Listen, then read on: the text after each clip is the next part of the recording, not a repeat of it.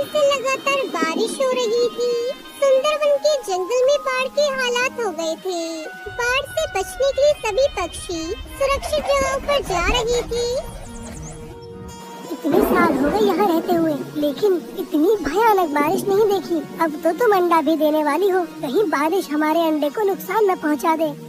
जी सही कह रही हैं आप। हमारा पेड़ तो बहुत छोटा है, इसलिए जल्द से जल्द यहाँ से निकलना ठीक रहेगा, नहीं तो सब तबाह हो जाएगा। थोड़ी देर बाद टुनटुनी चिड़िया अंडा देती है और उसमें से एक नन्ही चिड़िया बाहर आती है। टुनटुनी चिड़िया ने अपनी बच्ची को जैसे ही उठाया, तभी बाढ़ का पानी घोंसले के अंदर आने लगा। टुनटुनी, हमें जल्दी यहाँ से निकलना होगा, इसके पहले कि देर हो जाए। आगे बढ़ने से पहले एक बाप अपने बच्चे के लिए सारा जीवन कुर्बान कर देता है और सब कुछ जानते हुए भी उस तक नहीं करता। तो उस बाप के लिए एक लाइक और सब्सक्राइब तो कर ही सकते हो, और साथ ही अपने बेचारे बाप के लिए कमेंट में ये इमोजी जरूर सेंड करें। कालू ने अपनी बेटी को अपने ऊपर बिठा लिया और टुनटुनी चिड़िया ने अपनी छोटी बेटी को अपनी गोद में ले लिया और सभी बाहर निकल आए। कुछ दूर जाने पर वो एक पेड़ पर सांस लेने के लिए रुके। टुनटुनी, तुम बस मेरे साथ ही रहना, धीरे धीरे हम इस तूफान से निकल जाएंगे।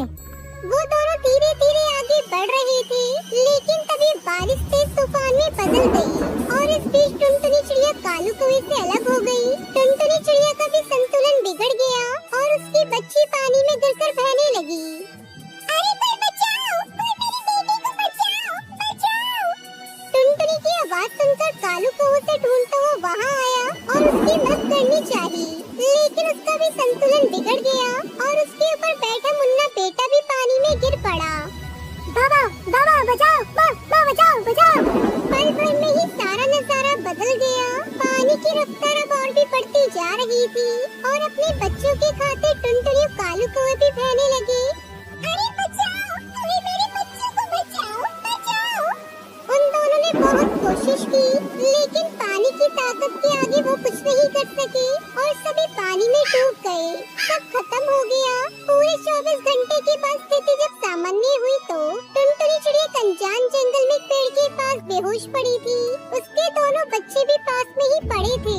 टुनटुनी चिड़िया को जब होश आया तो वो फूट फूट कर रोने लगी।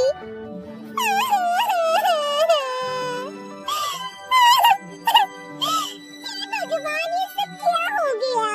मेरा तो परिवार उजड़ गया। पता नहीं मेरे पति किस हाल में होंगे। टुनटुनी चिड़िया जोर जोर से रोई जा रही थी। तभी उसने देखा कि उसके बच्चों के शरीर में हलचल हो रही है। बाबा, माँ। अपने बच्चों की आवाज सुनकर टुनटुनी की आंखों में आंसू आ गए, लेकिन इस बार ये आंसू खुशी के थे। मुन्ना, सुनहरी, तुम दोनों ठीक हो बच्चों? मेरे ऊपर वाले तेरा लाख लाख शुक्र। माँ, बाबा कहाँ है? वो ये सब बातें कर ही रहे थे कि तभी उनकी नजर दूर पत्थर से टिककर लगी एक पक्षी की लाश पर गई। वो लाश किसी और की नहीं बल्कि कालू कौवे की थी। वो सभी भागे भागे वहाँ पहुँचे।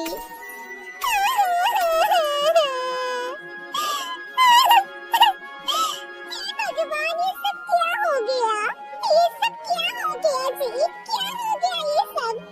टुनटुनी चिड़िया पर दुखों का पहाड़ टूट पड़ा था, क्योंकि उसके पति की मौत हो गई थी।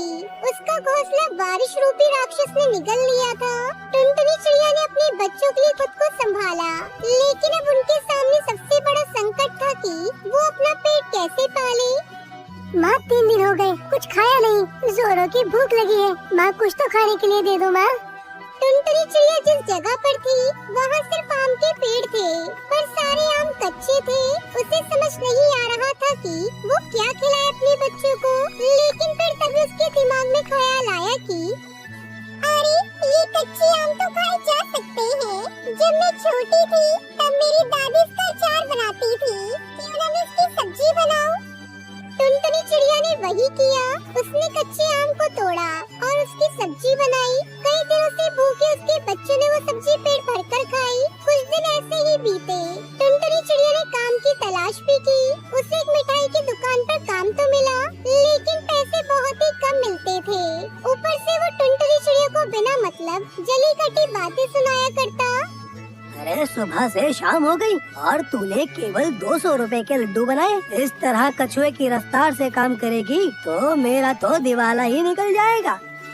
मालिक, मैं कर तो रही हूँ काम। आपने 150 लड्डू बनाने को बोले थे, मैंने तो 200 बना दिए। अब ज्यादा जबान मत चला। मुझे 500 लड्डू हर दिन के लिए चाहिए। बना सकती है तो बता, नहीं तो अपना रास्ता नाप। बेचारी टुनटुनी चिड़िया क्या करती, उसके पास कोई चारा तो नहीं था। सारा दिन काम करते करते वो बहुत थक जाती, लेकिन अपने बच्चों के लिए उसे काम तो करना ही था। ऊपर से उसका मालिक पूरे पैसे भी नहीं देता था। हर बार कोई न कोई बहाना बनाकर वो टुनटुनी के पैसे काट लेता। पूरे 3 साल तक उसने घुट घुट कर उस दुकान में काम किया। एक दिन की बात है, जब वो घोंसले के बाहर बैठी थी, तभी उसकी नजर एक बार फिर से बाहर लगे आम के पेड़ पर गई। अरे, ये छोटे छोटे आम लगे हुए हैं, क्यों ना मैं इनसे आम का मुरब्बा बनाऊं? इसके मुरब्बे तो बहुत स्वादिष्ट होते हैं। इसके मुरब्बे तो पक्षियों ने खाए भी नहीं है।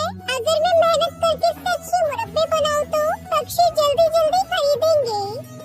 टुनटुनी चिड़िया ने अपने बच्चों के साथ आम के मुरब्बे बनाना शुरू कर दिया। उसे अपने सर पर उठाकर जंगल के बाजार में बेचने के लिए ले जाने लगी। आम का मुरब्बा ले लो, आम का मुरब्बा, स्वादिष्ट आम का मुरब्बा ले लो, स्वाद ऐसा कि कभी भूल नहीं पाएंगे। आम का मुरब्बा ले लो। सभी पक्षी टुनटुनी का बना आम का मुरब्बा खाने लगे और अब उसकी अच्छी कमाई होने लगी। ये सब देखकर दोनों बच्चे और टुनटुनी चिड़िया बहुत खुश होते हैं। फिर सभी खुशी खुशी रहने लगते हैं। चटाईपुर जंगल में टुनटुनी नाम की एक सोडा बोतल बेचने वाली चिड़िया अपनी माँ के साथ रहती थी। टुनटुनी समझदार चिड़िया की तरह सुबह जल्दी उठकर घर के सारे काम करती थी। उसके बाद अपनी सोडा की बोतल को अच्छे से धोकर शहर से आने वाली गैस की गाड़ी से सोडा का गैस अपनी गाड़ी में डलवाती थी और उस सोडा के स्वाद के लिए कुछ अपने बनाए हुए खट्टे मीठे और चटपटे स्वाद के पाउडर उन बोतल में डालकर अपनी गाड़ी में रखकर जंगल में बेचने के लिए जाती थी। सोडा ले लो, सोडा, खट्टा मीठा चटपटा सोडा ले लो, सिर्फ 10 रुपए में। आओ भाई आओ, गर्मी में सर्दी का एहसास दिलाएगा मेरा खट्टा मीठा सोडा। चटाईपुर जंगल के बच्चों से लेकर बूढ़ों तक सभी टुनटुनी के सोडे के दीवाने थे। तब तक आप लोग कमेंट पे बताएं 96 माइनस 93 कितने होते हैं? पता नहीं क्या डालकर बनाती हो, लेकिन तुम्हारे इस खट्टा मीठा सोडा जैसा दुनिया में कुछ और नहीं है बेटा। मुझे मीठा वाला चाहिए। अभी दे रही हूँ आपको भी बच्चे। टुनटुनी चिड़िया कमाए हुए पैसों में से कुछ पैसे अपनी माँ के पास रखती थी और बाकी पैसों से घर चलाती थी। टुनटुनी रोज की तरह जंगल में सोडा बेच रही थी। इतने में उसकी बचपन की सहेली पिंकी उसके पास आती है। अरे टुनटुनी, तुम पिंकी हो ना? हाँ, मैं पिंकी ही हूँ, लेकिन तुम कैसे गोली सोडा बेच रही हो? पिंकी, पिताजी गुजर गए हैं और गोली सोडा बेचने में क्या बुराई है? माफ करना टुनटुनी, मैं तुम्हारे पिता के बारे में नहीं जानती थी। वो सब छोड़ो, तुम बताओ तुम क्या कर रही हो? शायद तुम शहर में रह रही हो।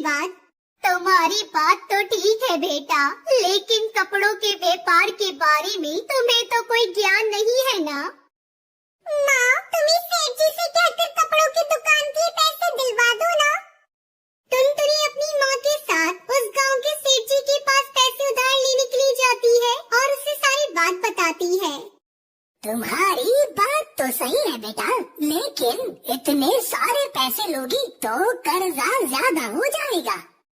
सेठ जी, आपने ये गोली सोडा वाली गाड़ी रख लो और कुछ पैसे गाड़ी के और कुछ पैसे उधार दे दो सेठ जी। सेठ जी उससे उसकी गोली सोडा वाली गाड़ी खरीद कर कुछ पैसे उधार दे देते हैं। टुनटुनी इन पैसों से अपने कपड़ों की दुकान खोलती है। कपड़ों की मार्केट के बारे में ज्ञान न होने की वजह से टुनटुनी को एक तो कपड़े महंगे मिलते हैं और जंगल में सब पक्षी कपड़े आधे दाम में मांगते हैं, तो कुछ पक्षी उधार मांगने लग जाते हैं। ये साड़ी कितने की है बेटा? 600 रुपए की है मौसी जी। अरे टुनटुनी, अपनी मौसी से इतने पैसे लेगी? 300 रुपए दे रही हूँ, रख ले, सवाल मत कर ज्यादा। अब ये कहकर वो सुंदरी कौवी टुनटुनी के हाथ में 300 रुपए रखकर वहाँ से चली जाती है। इस तरह उसकी खरीदी से भी कम पैसे दे रहे थे और कोई बिना पैसे दिए ही कपड़े ले जाकर चले जाते थे। इस वजह से टुनटुनी की दुकान कुछ ही दिनों में बंद हो जाती है। टुनटुनी कुछ दिन परेशान रहती है और उसकी परेशानी को थोड़ा बढ़ाने के लिए उसके कर्जदार भी उसके घर आने लगते हैं। 3 महीने हो गए हैं बेटा, अभी तक तुमने 1 रुपया भी नहीं दिया। मैं कुछ करती हूँ चाचा जी। टुनटुनी को ऐसे परेशान देखकर उसकी माँ कहती है, परेशान होने की कोई जरूरत नहीं है बेटा, हर किसी से गलती होती है, परिंदे गलतियों से ही तो सीखते हैं उड़ना। ये लो, मेरे पास कुछ पैसे हैं, शायद ये तुम्हारे कुछ काम आ जाए। शुक्रिया माँ, मैं फिर से अपना पुराना वाला काम शुरू करती हूँ और दोबारा कभी दूसरे काम के बारे में सोचूंगी तक नहीं। तुमने जो सोचा था बिल्कुल सही था बेटा, लेकिन कोई भी काम करने से पहले उसके बारे में अच्छे से ज्ञान लेना चाहिए। टुनटुनी अपनी माँ के दिए हुए पैसों से उस सेठ जी से अपनी गोली सोडा की गाड़ी खरीद कर फिर से अपना पुराना काम शुरू करती है। सोडा ले लो सोडा, खट्टा मीठा चटपटा सोडा ले लो, सिर्फ 10 रुपए में। आओ भाई आओ, सोडा ले लो। अरे टुनटुनी, तुम्हारा गोली सोडा काफी मिस किया है, एक नींबू सोडा दे दो। टुनटुनी 2-3 सालों में अपने कर्ज के सारे पैसे लौटा देने के बाद दूसरे काम में पैसे निवेश करने के बजाय खुद